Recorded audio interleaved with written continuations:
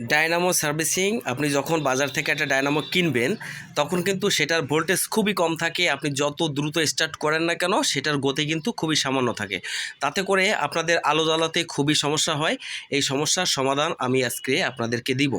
তো দয়া করে বন্ধুরা ভিডিওটা স্কিপ করবেন না, লাস্ট পর্যন্ত ভিডিওটা দেখার অনুরোধ রইল। আর ভিডিওটা ভালো লাগলে অবশ্যই চ্যানেলটা সাবস্ক্রাইব করতে ভুলবেন না। দেখেন বন্ধুরা, বাজার থেকে যখন একটা ডায়নামো কিনবেন তখন কিন্তু 3টে চেম্বারে ওয়াইন্ডিং করা থাকে, মাত্র 3টে চেম্বারে। এখানে দেখেন আমি এই একটা চেম্বার, একটা চেম্বার আর এই একটা চেম্বার, মানে অরিজিনাল ববিন দেওয়া রয়েছে এখানে। অরিজিনাল ববিন দেওয়া রয়েছে 3টে চেম্বারে, অনলি 3টে না, সরি, হ্যাঁ 4টে চেম্বারে থাকে। একটা, দুটো, 3টে, 4টে চেম্বারে কয়েল পেঁচানো থাকে। এবার 4টে চেম্বারে যদি কয়েল পেঁচানো থাকে, এখানে আছে কিন্তু কয়টা কয়েল আমাদের গুনে নিতে হবে। এই সাইড দেখুন, একটা, দুটো, 3টে, 4টে, 5টা, 6টা, 7টা,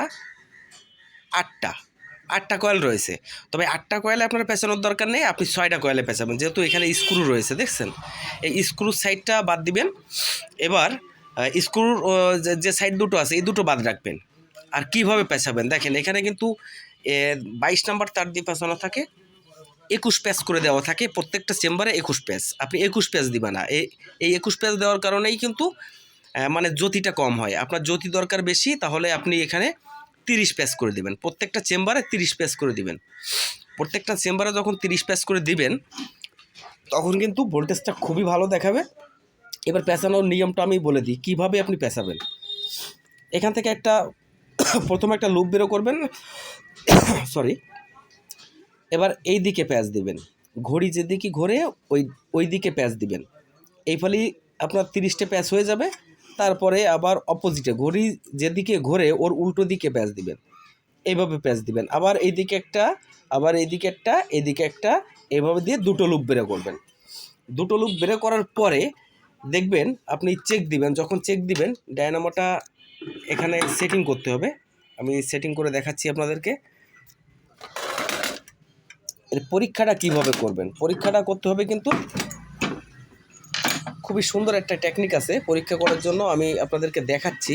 যেহেতু এক হাতে ক্যামেরা, তো আমার দেখাতে খুব একটা সমস্যা হচ্ছে। এটাকে তো এখানে লাগিয়ে দিতে হবে, এখানে লাগাতে হবে। এটা এখানে লাগিয়ে দিয়ে এটা ঘুরলি দিবেন, ঘুরলি দিয়ে এখানে এটা ধরবেন, এই দুটো শর্ট করে ধরবেন, শর্ট করে দিয়ে ঘুরলি দিবেন।